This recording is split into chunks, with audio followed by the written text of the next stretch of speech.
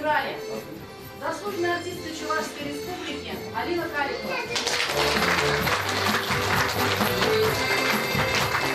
и артисты театра Федор Петров,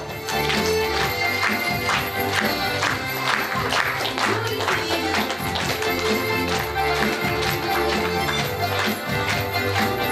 Юлия Шарова, Антонов.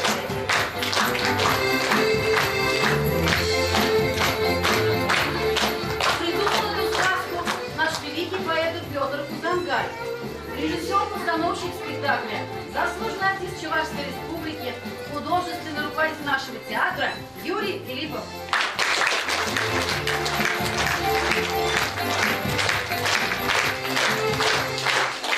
Спектакль театра обязательно рисует художник. Художник этого спектакля Владимир Галошев.